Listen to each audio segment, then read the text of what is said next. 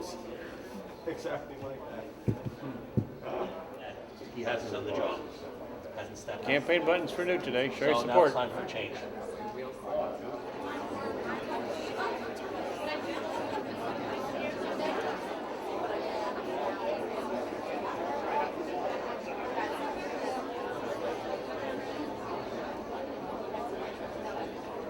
Of it too. Charge for that.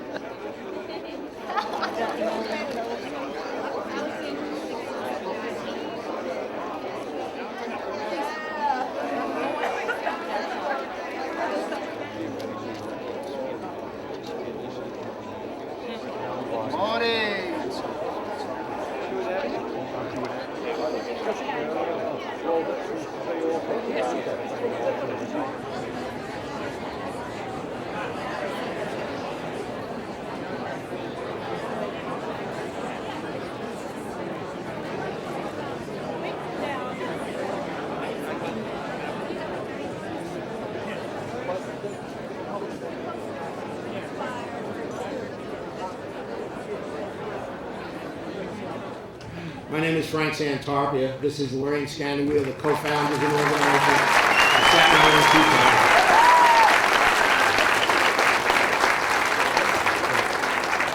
I'd like to ask you all to please rise for the Pledge of Allegiance.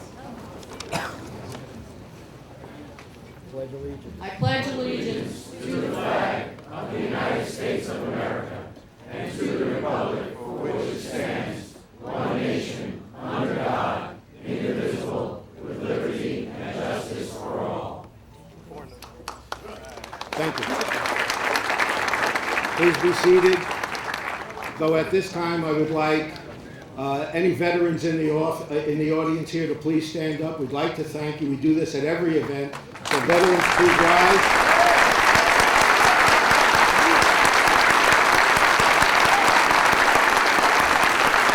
Thank you. Thank you for your service. Okay, we're only about 2 minutes away from introducing the speaker now.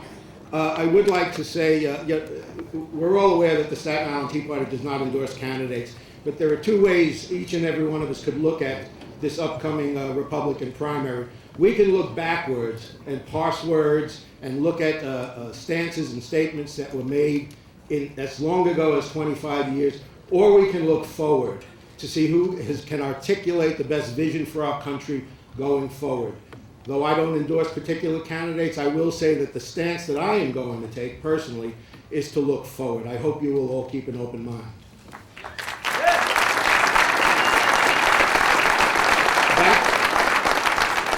Back in March of 2009, we made a pledge that we would keep Staten Island Tea Party members informed on the issues and engaged in the process.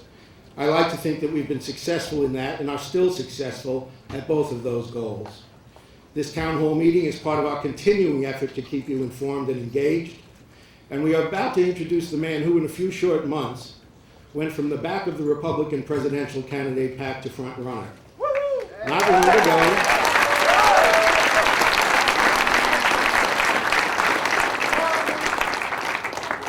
long ago, he was polling in the single digits. Yet now in one poll, he leads his nearest competitor by 21 points.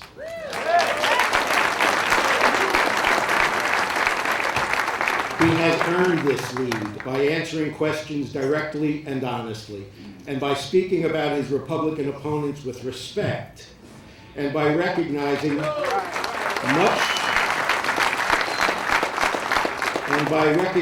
much to the horrified consternation of the mainstream media, that any of the candidates in this race would be a better president than the man who occupies that office.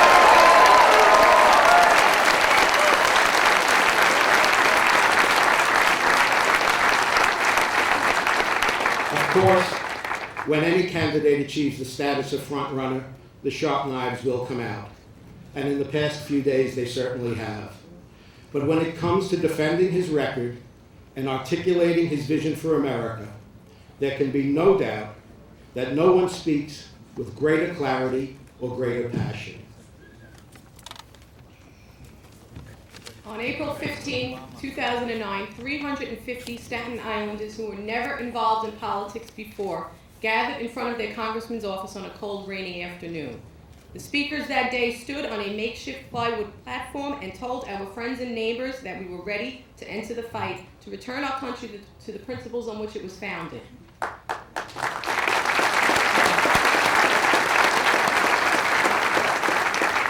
Since then, we have been on a journey that has taken us to places that we could never have foreseen, and today we find ourselves here in this beautiful venue about to introduce to you the leading candidate in the Republican presidential primary.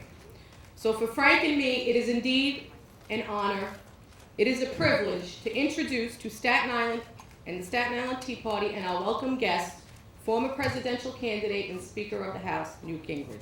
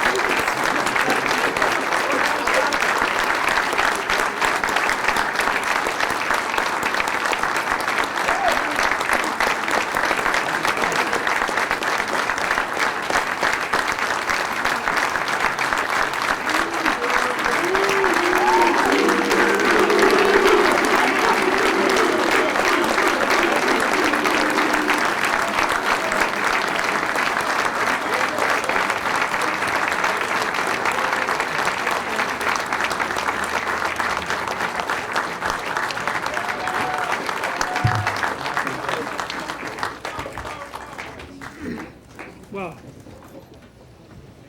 thank you all very, very much.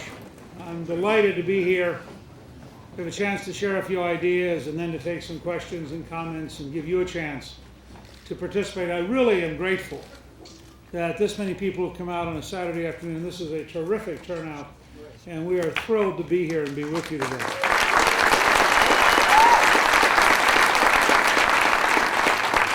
Chris and I are delighted to be back in Staten Island, and we both love many things Italian, and that makes it very easy to come back here. And I must say, well, this hotel is spectacular. We've been walking around looking at the art and things. It's very, very impressive hotel. I want to take just a minute and talk about Herman Cain, because I think this has been a very difficult time for him, and I think we should all remember that he had the courage to launch the 999 plan, which, whether you liked it or disliked it, was a big idea and started to elevate the debate towards big solutions and not the usual nitpicking, consultant-driven negativity that had been so obvious. And I think he deserves credit for having had the courage to talk about big ideas and to focus on the economy. He also had the courage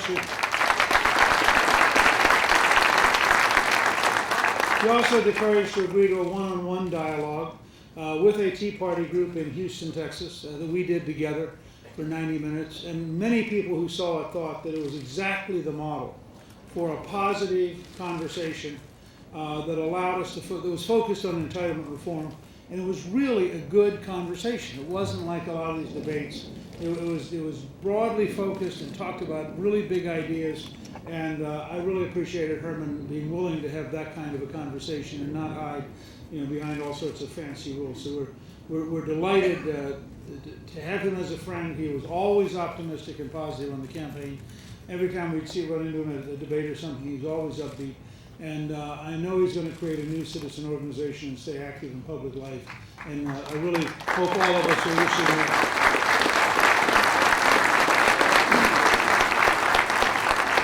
We also announced today that in the tradition that we had with Herman and we had later with Rick Santorum, with whom we had a one-on-one dialogue on the judiciary and the courts and the Constitution in New Hampshire, that Governor Huntsman has agreed to have a similar conversation, just the two of us, and another on the 12th.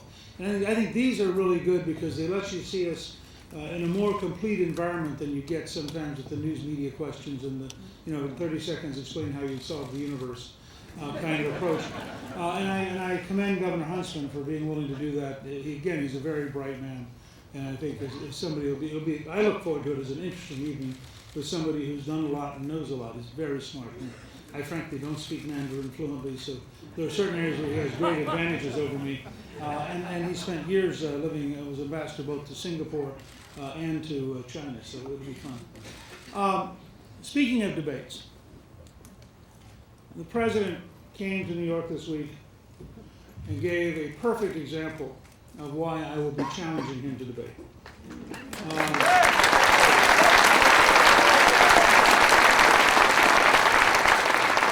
You know, there are times when I can't figure out whether President Obama is just delusional or thinks that he is so clever he can delude us. But when he comes to New York, as he did this week, and he says that this is the best friend Israel has ever had, after we've all seen the conversation he and Sarkozy had, where they totally denigrated Prime Minister Netanyahu, after we've seen his total failure with Iran, after we've seen the Muslim Brotherhood winning in Egypt, after we have seen the utter lack of skill and competence in the Middle East by this administration, you have to wonder, and the more frightening thing is he may believe it. And it may not just be cynical. He may literally be that much out of touch with reality. It's a little bit like his decision on the XL Keystone Pipeline, where he announced that to make his environmental friends happy, he was going to postpone a decision about a pipeline that was going to go from Canada to Houston. Houston is the largest refinery complex in the world. The pipeline would create 20,000 American jobs, and it would mean that Canadian oil was distributed from the United States. Well, here's the president who announces grandly that he will postpone the decision until 2013. Now, it's one thing to say somebody can't play chess. It's a second thing to say they can't play checkers. But if they can't play tic-tac-toe,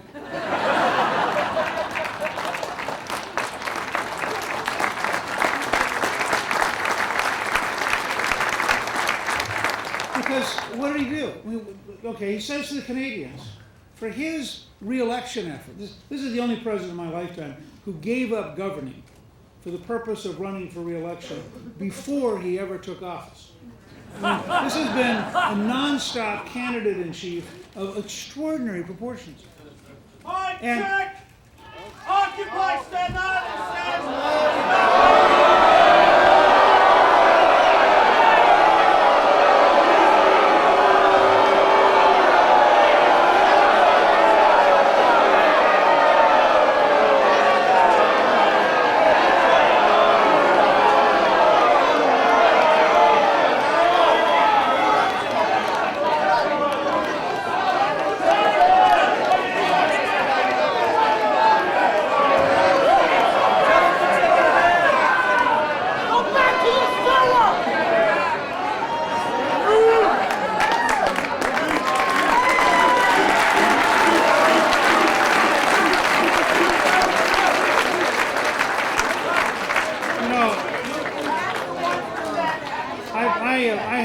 I had town hall meetings my whole career in Congress, and we would often have people who had a variety of unusual views.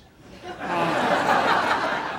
it occurred to me, this guy obviously was unhappy about something. And it occurred to me, all this talk about the 99% and the 1%, if it weren't for the American news media's fascination with anybody on the left, they would actually be the 1/10 of 1%.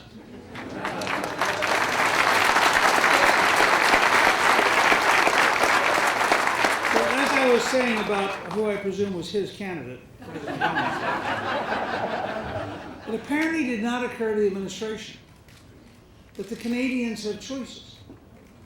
So the Prime Minister of Canada announced at the meeting in Hawaii that he's now talking to the Chinese about them financing a pipeline, because it turns out central Canada, if you go straight west, you get to the Pacific Ocean in Vancouver. And I don't think anybody in the administration had thought through that the Canadians have an alternative. It just eliminates all the American jobs, all the American ownership, and all of the throughput of oil through Houston for the next 50 years. Now, this is really not smart.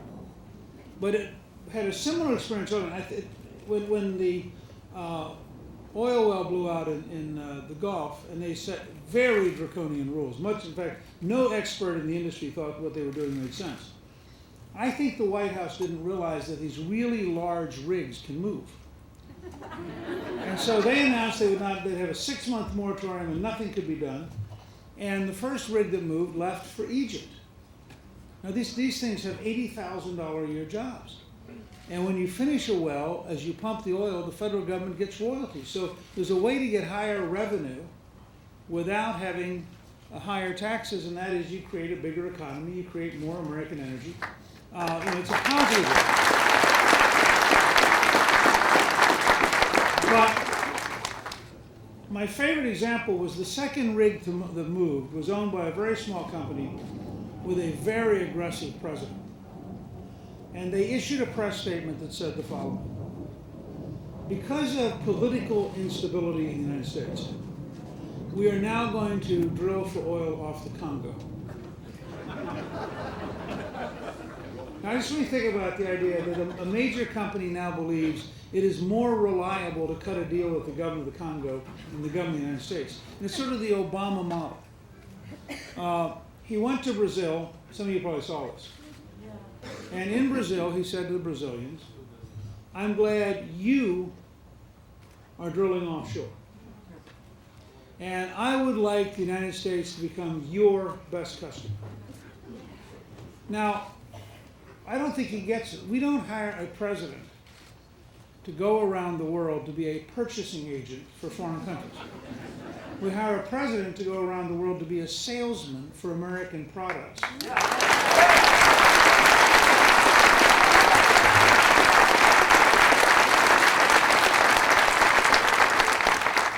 There are 3 layers of distinction. I think this is the most important election since 1860. I think 8 years of Barack Obama would come close to breaking this as a country. And so I think it really matters that we win next year. And I think that there are 3 layers to this campaign. One is a layer of practical, pragmatic competence. One is a layer of principles that work. And one is a layer of core values. Let me briefly explain all 3. Let me start with practical competence. There's a world that works, and there's a world that fails. Much but not all the world that works is in the private sector. Much but not all the world that fails is in the government. I'm going to give you 2 examples. How many of you have ever gone online to check where a package was at UPS or FedEx? Raise your hand if you ever looked for a package. Okay. So this is not a theory, right? It's very important because you go to Washington and it's kind of like there's this wall. And you try to say to them things like, you could track packages while they're moving. And they go, boy, Gingrich has these interesting ideas. It's a pity they're so futurist. So think about the principle.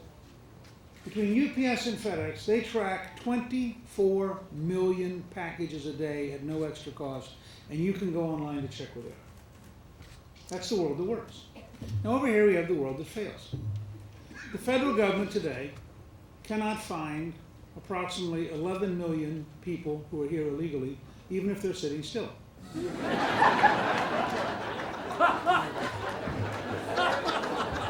So one of my proposals is that we send a package to everyone who's here illegally.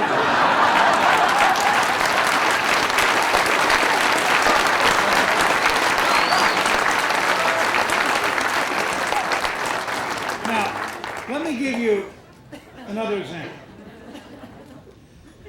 How many of you have ever, in the world that works, how many of you have ever been called by a credit card company to verify that it was really you charging something? Okay? So again, it's not a theory.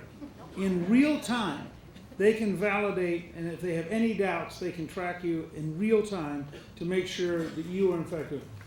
American Express pays 0.03 of 1% to crooks. New York State Medicaid,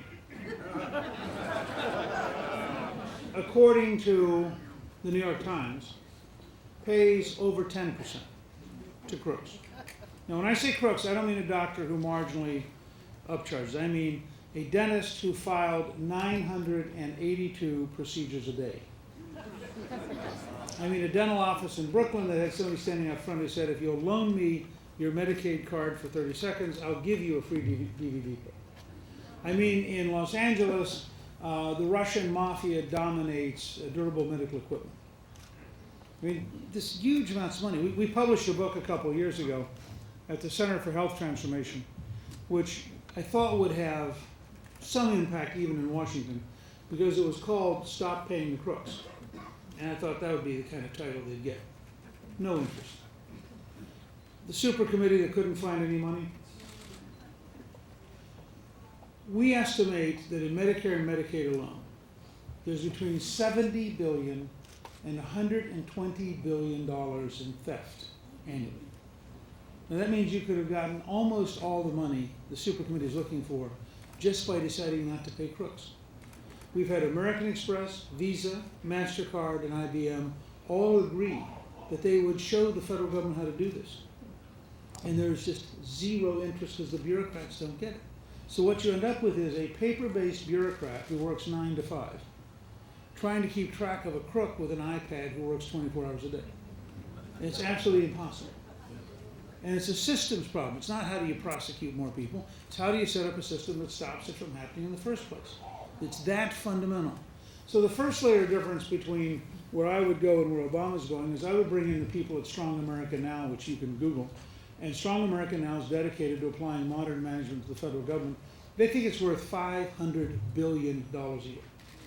I'd also do what Rudy Giuliani did with crime in New York City. He brought in the concept of measuring metrics. He fundamentally changed the police department. And the fact is, it works. I mean, it is the decline in crime by having using CompStat and metrics was breathtaking. And yet you can't get people to say, oh, so where else should we be doing this? How else can we do it? And yet it would make a huge difference in quality of life, a huge difference in education, a huge difference in effectiveness of government. So that's the first layer. I represent the world that works. Obama is the world that fails. And he does it every day. You just see it over and over.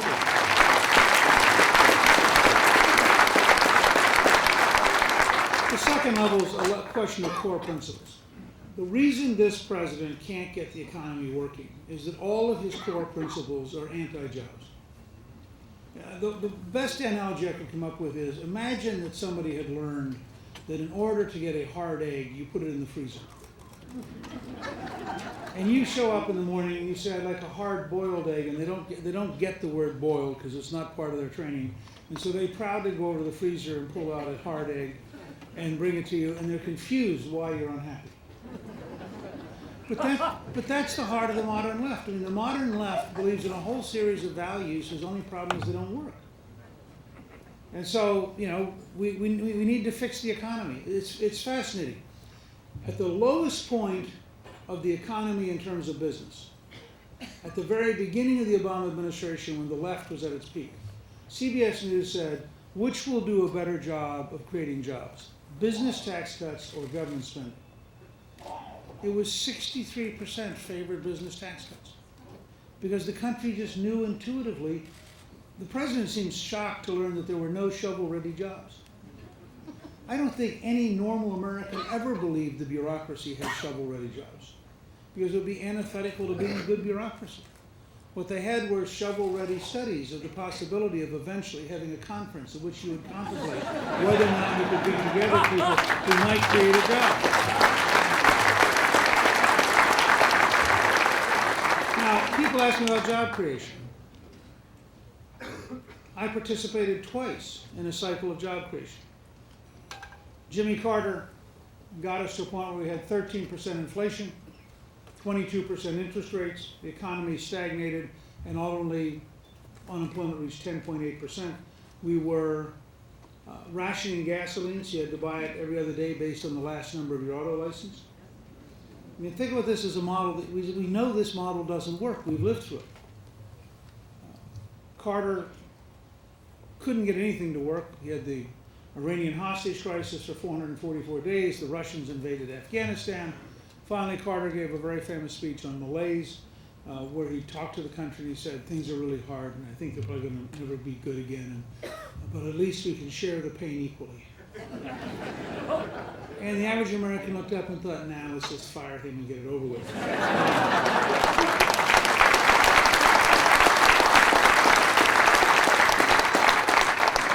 Reagan campaigned, and he had a great line. He said, if your brother-in-law loses his job, it's called a recession. If you lose your job, it's called a depression.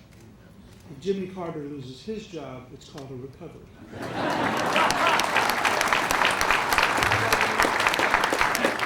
You may hear me use that next year, replacing Carter's name with another fairly well-known name.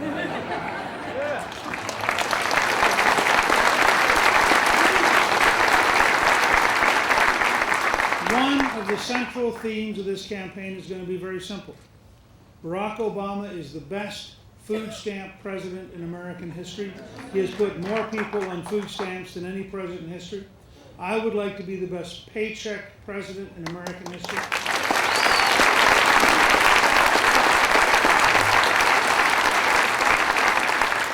And I will bet you that there's not a neighborhood in New York of any ethnic background. And in New York, that's a wide range of ethnic backgrounds.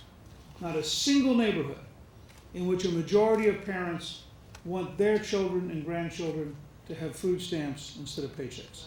And I believe if we become the paycheck movement, we can unify all Americans to a scale nobody has done in our lifetime, behind the principle of let's go out and create jobs and cut through the red tape and get the job done.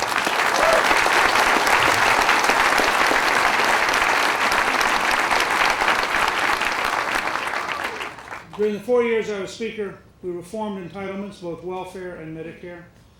2 out of 3 people went back to work or went to school from the welfare program. We had the first tax cut in 16 years, including the largest capital gains tax cut in history.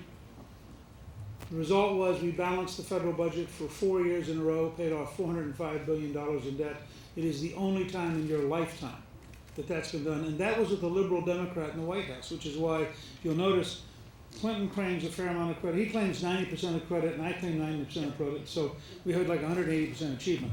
But the fact is, if he hadn't signed it, then it wouldn't have worked. And if I hadn't passed it, it wouldn't have worked. So it did take a bipartisan approach to get the country moving again. And I suspect we will try to create. Every Democrat who likes paychecks, we're going to welcome on board.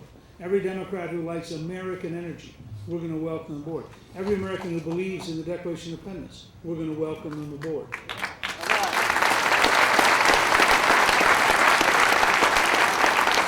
So, the world that works versus the world that fails, principles that work versus principles that fail. Let me come to the last great piece. The fact is that there is a values difference that is the widest, I believe, it has been in American history. I come from a very simple background. I believe that America is an exceptional country. Yes.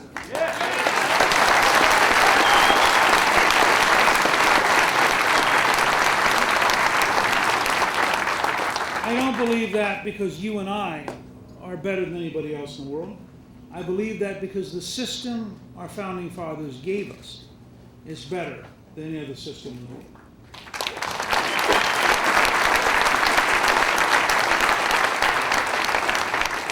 The key to American exceptionalism is the Declaration of Independence.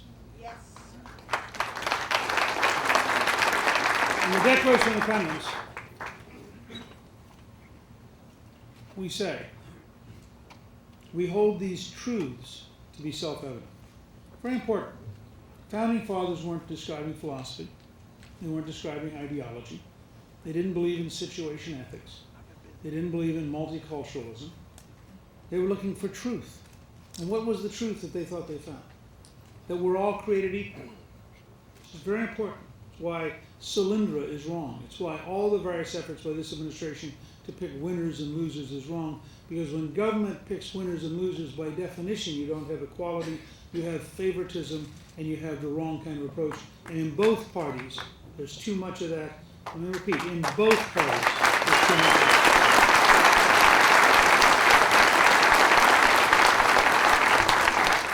And then it goes on to say, we are endowed by our Creator with certain